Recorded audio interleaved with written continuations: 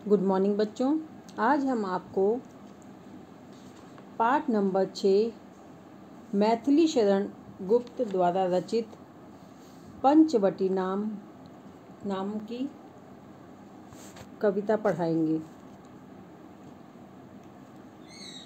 चारु चंद्र की चंचल किरणें खेल रही हैं जल थल में, स्वच्छ चांदनी बिछी हुई है अवनी और अंबर तल में।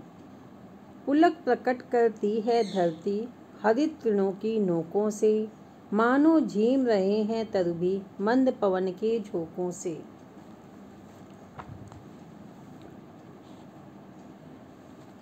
प्रस्तुत पद्य में पंचवटी के प्राकृतिक सौंदर्य का वर्णन किया गया है। पंचवटी में राम और लक्ष्मण और सीता दो कुटियों में रहते हैं। कवि ने पहले तो चांदनी के सौंदर्य का वर्णन किया है, उसके उपरांत लक्ष्मण के इस व्रत का वर्णन किया है कि वे राम और सीता की रखवाली पहरे पर सावधान रहते हुए कर रहे हैं। मृत्युलोक के दुख को दूर करने त्रैलोक लक्ष्मी सीता इस कुटी में विश्राम कर रही हैं, इसलिए लक्ष्मण एक वीर की भांति सजगता से पहरेदारी कर रहे हैं। जब सब सो जाते हैं तब चांदनी रात में जो ओस रूपी मोती गिरते हैं, सुबह सूर्य की किरणें उन मोतियों को बटोरने आती हैं। संध्या को वे मोती सूर्य प्रदान करता है। अब 13 वर्ष व्यतीत हो चुके हैं, केवल 1 वर्ष का वनवास शेष है। आर्य राम अयोध्या लौटकर राजगद्दी प्रजा के हितार्थ में संभालेंगे। प्रजा के हित की बात सोचकर मुझे आनंद आता है, परंतु यह भी सोचता हूँ कि मानव अपना हित स्वयं क्यों नहीं कर सकता।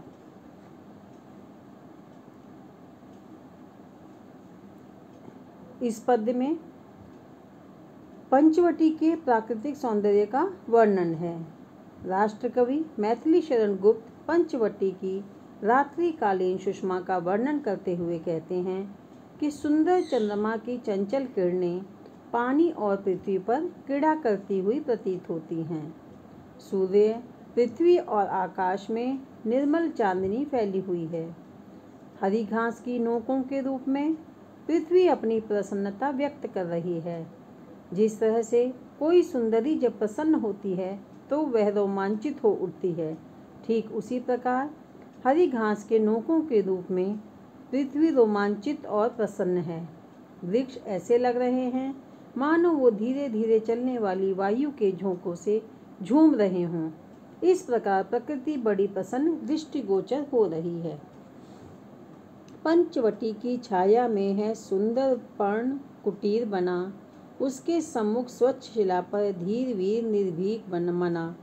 जाग रहा यह कौन धनुर्धर जबकि भुवन भर सोता है, भोगी कुसुमायुध योगी सा बना दृष्टिगत होता है।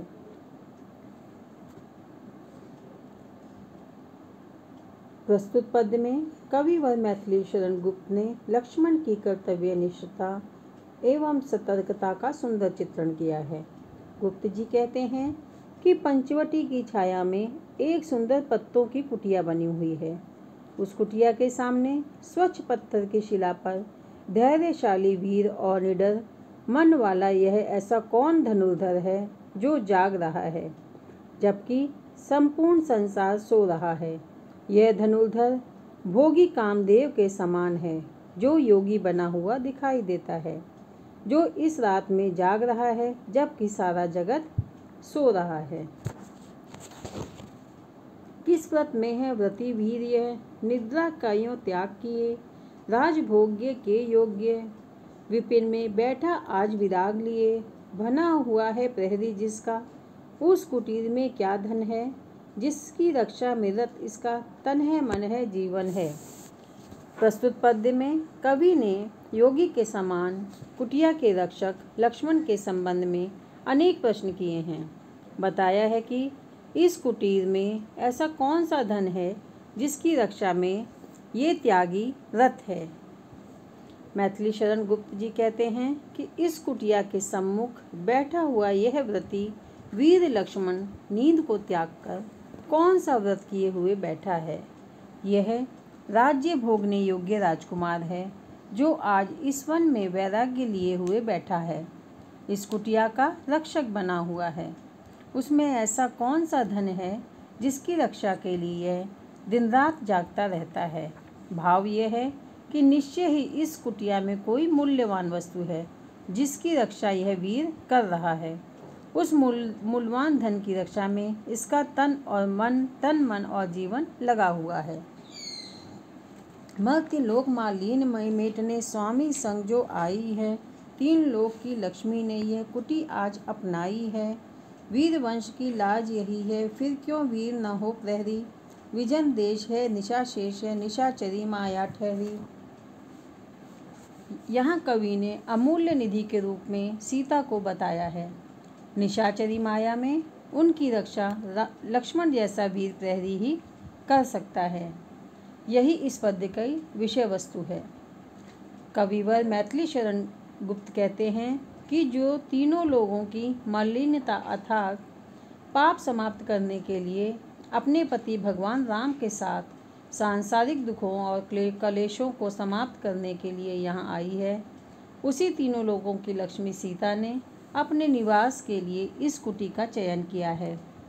महाराज रघु के वीर वंश की यह सीता लाज मर्यादा है, अतः इतनी मूल्यवान सीता की रक्षा के लिए लक्ष्मण जैसा वीर प्रहरी ही उपयुक्त है। अभी रात्रि शेष है और पंचवटी निर्जन स्थान है, उस पर भी राक्षसों के प्रपंच हैं। ऐसी स्थिति में सीता जी जैसी अमूल्य धरोहर की रक्षा के लिए लक्ष्मण जैसा सजग प्रहरी पहरा दे रहा है। क्या है स्वच्छ चांदनी है ये, क्या है निस्तबद्ध निशा, है स्वच्छंद सुमंद गंध वह, निरादंड है कौन दिशा। बंद नहीं अभी चलते हैं नियति नटी के कार्यकलाप, पर कितने एकांत भाव से कितने शांत और चुपचाप। प्रस्तुत पद्य में कवि ने पंचवटी की मनोरम वातावरण का वर्णन करते हुए कालचक्र या नियति नटी के निरंतर चलने वाले क्रियाकलापों की ओर संकेत किया है। मनुष्य जो सोचता है नियति उसके साथ न चलकर अपने अनुसार ही कार्य करती है।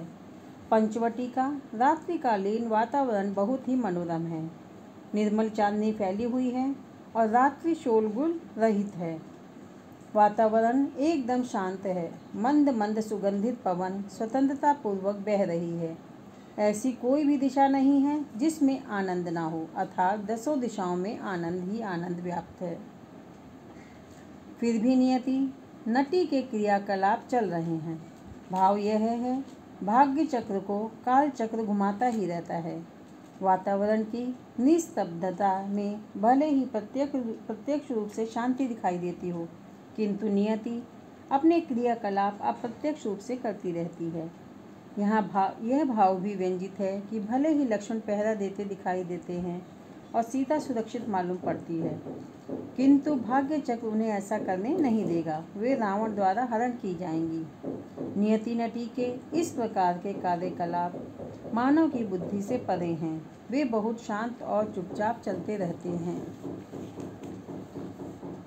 है बिखेर देती वसुंधरा मोती सबके सोने पर, रवि बिटोर लेता है उनको सदा सवेरा होने पर, और विराम दायिनी अपना संध्या को दे जाता है। शून्य श्याम तनु जिससे उसका नया रूप झलकाता है। लक्ष्मी नियति नट के कार्यकलापों के बारे में सोच रहे हैं। वे अपने मन में प्राकृतिक सौंदर्य का अनुमान करते हैं। रात्रि के ओस कण प्रातः सूर्य द्वारा उनका ग्रहण और उनके संध्या का श्रृंगार आदि का यहाँ मनोहारी चित्रण किया गया है। लक्ष्मण स्वच्छ शिला पर बैठे हुए नियति नटी के कार्यकलापों को देख रहे हैं। प्राकृतिक सौंदर्य भी उसी नटी का एक कार्य है।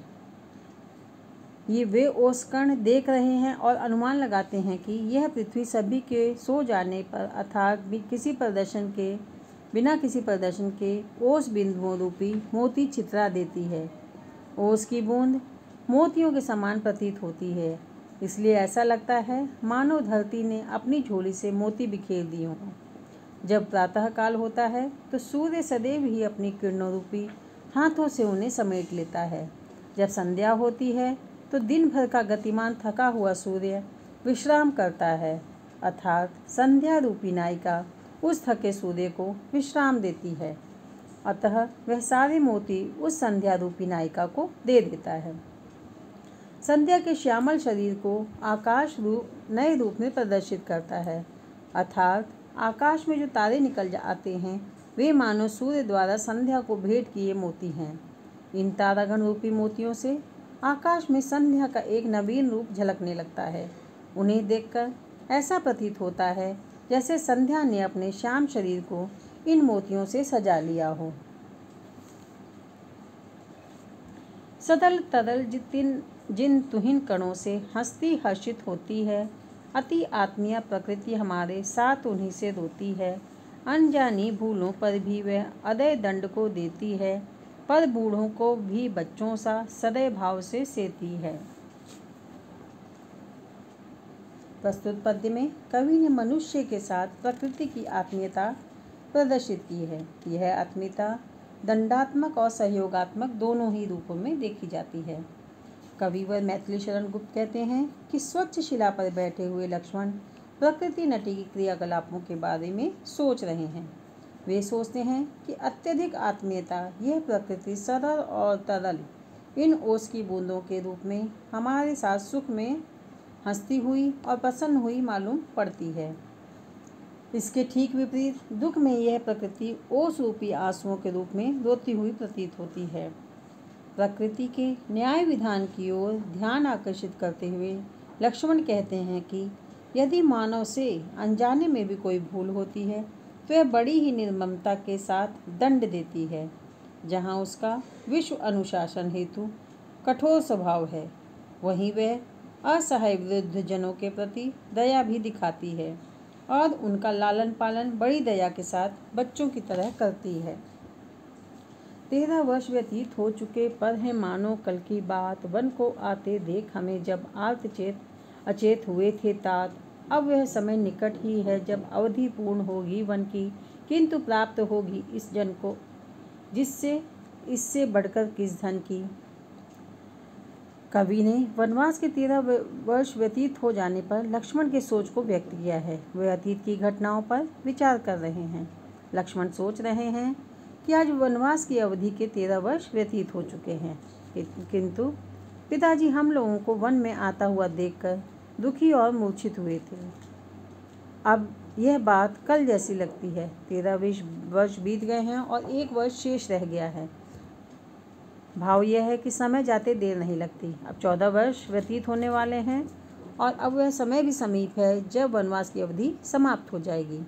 मुझे इससे बड़ा और कौन सा धन मिलेगा कि मेरे अग्रज श्री रामचंद्र राजा बनेंगे और आर्य को राज्य भार तो वे प्रजार्थी धारेंगे। व्यस्त रहेंगे हम सबको भी मानो विवश बिसारेंगे। कर विचार लोकोपकार का हमें न इससे होगा शोक। पर अपना हित आप नहीं क्या कर सकता है यह नरलोक। कवि कहता है कि लक्ष्मण कल्पना कर रहे हैं कि जब रामचंद्र जी को राज्य मिल जाएगा तो वे अपने कर्तव्य में इतने व्यस्त हो जाएंगे कि वे हमें भूल जाएंगे।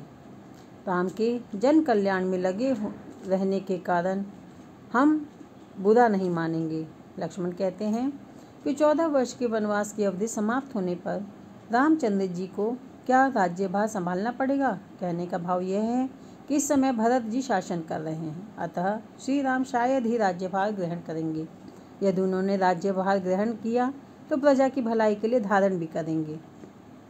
वे राज्यभार में इतने व्यस्त रहेंगे कि हम लोगों को भी विवशतावश भूल जाएंगे, क्योंकि उनका स्वभाव जन सेवा में रत रहने तथा अपने कर्तव्य का पालन करना है। वे लोगों की भलाई कर रहे हैं, ऐसा विचार करके हमें इसका तनिक भी दुख नहीं होगा। किंतु क्या यह मानव समाज अपनी भलाई और अपने कार्य स्वयं नहीं कर सकता। तो बच्चों, इस तरह से अब ये पंचवटी नाम की कविता समाप्त होती है। अब आपको हम अगले पार्ट के साथ अगले वीडियो में फिर से मिलेंगे। Thank you.